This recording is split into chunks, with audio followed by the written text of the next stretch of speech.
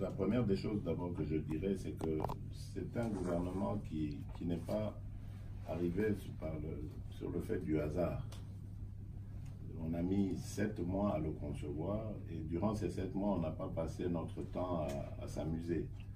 Nous avons réfléchi d'abord sur le programme que ce gouvernement va proposer. Je crois que c'est demain ou samedi que le Premier ministre est attendu au Parlement, donc le peuple congolais aura l'occasion de découvrir ce programme.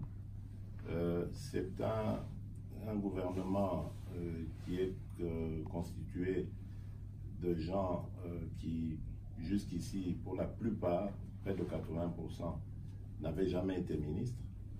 Et parmi eux, il y a à peu près 40% au moins qui ont milité dans l'opposition. Et laquelle opposition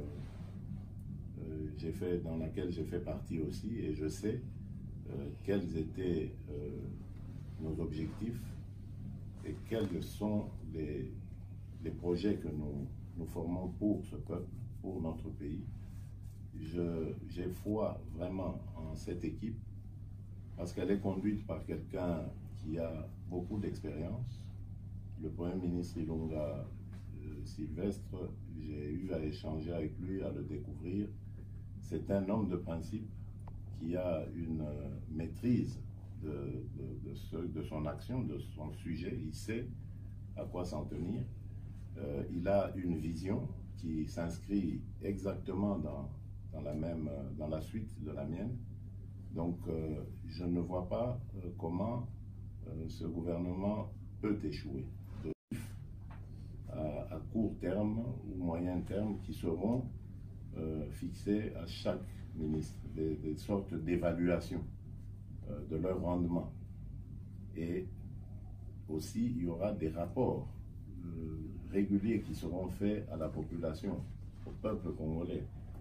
C'est un gouvernement qui va diriger dans la transparence et qui va avoir pour mission de lutter contre toutes les antivaleurs qui ont été à la base de la ruine économique de notre pays.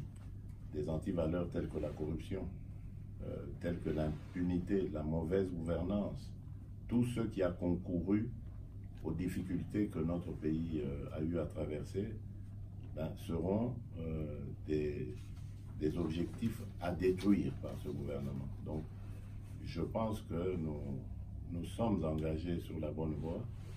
Nous souhaitons simplement que notre peuple nous fasse confiance, que les partenaires de la République démocratique du Congo nous fassent confiance. Et de ce côté-là, les nouvelles sont bonnes puisque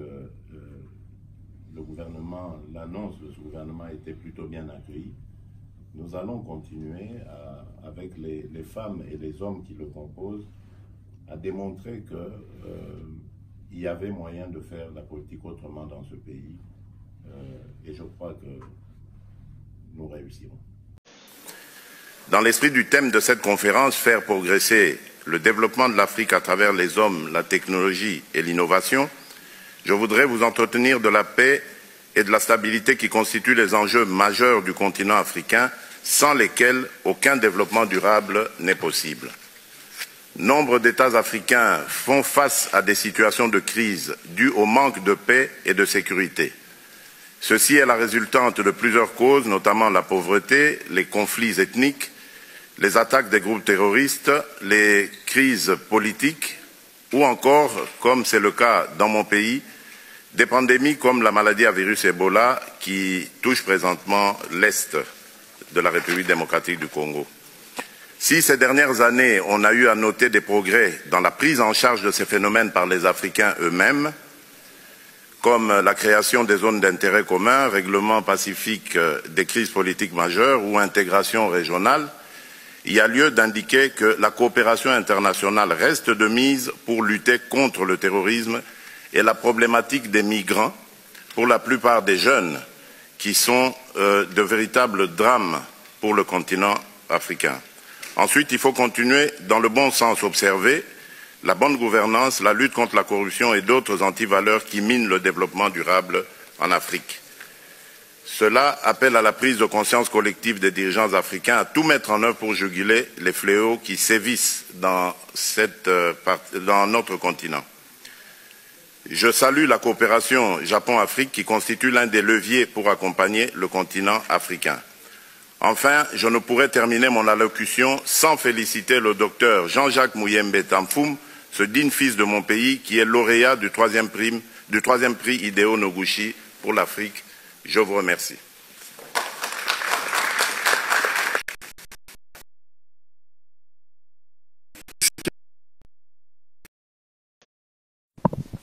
En marge de sa participation à la 7e édition du TICAD qui se déroule dans la ville de Yokohama, le chef de l'État congolais Félix-Antoine Tshisekedi Tshilombo lui avait accordé plusieurs audiences.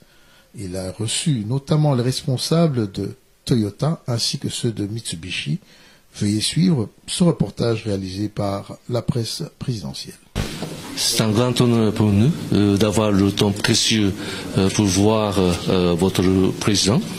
Et nous avons discuté beaucoup de sujets sur le développement, comment nous pouvons contribuer au développement de votre pays.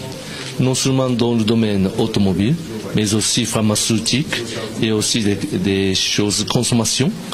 Et puis les projets, grands projets d'infrastructure aussi. Je suis très heureux d'écouter de ce résultat chiffré et je remercie beaucoup pour les consommateurs congolaises et pour avoir les voitures Toyota. Et nous pensons toujours tout d'abord la bonne distribution pour contenter des demandes des clients congolais. Et puis si le nombre nécessaire aboutit au point faisable, nous allons penser à l'autre étape. C'est ce que nous pensons maintenant. Je vous remercie. Merci beaucoup. Merci. Alors tout d'abord, je suis avec le CEO de société qui s'appelle B-Box. On a annoncé qu'on a décidé de participer dans B-Box aujourd'hui, à 10h. C'est tout à fait intéressant pour nous. Et B-Box, c'est des sociétés qui fournissent l'électricité off-grid. Et c'est pour pouvoir augmenter le taux d'électricité dans le pays à l'avenir. Et on a notamment discuté avec le président en ce qui concerne comment est-ce qu'on peut fournir notre électricité pour pouvoir allumer le pays. Et en plus, Mitsubishi, on a ouvert le bureau à Kinshasa en 1970, mais malheureusement on a fermé après 30 ans. Mais le président demandait de rouvrir et je pense que la relation avec B-Box, c'est vraiment le premier pas pour reconstater les relations avec notre société et puis le Congo. On a discuté également d'INGA 3. Je pense qu'il y avait une discussion entre la gouvernement japonaise et avec la gouvernement congolaise. Et on va discuter également pour pouvoir contribuer pour améliorer la puissance d'INGA. Barrière d'Inga. Nous avons à présence notamment dans le pays de West Afrique de l'Ouest, mais également la population de Congo est très importante, une des plus importantes en Afrique. Et je pense que le domaine de l'automobile, c'est également le domaine que nous pensons qu'il y a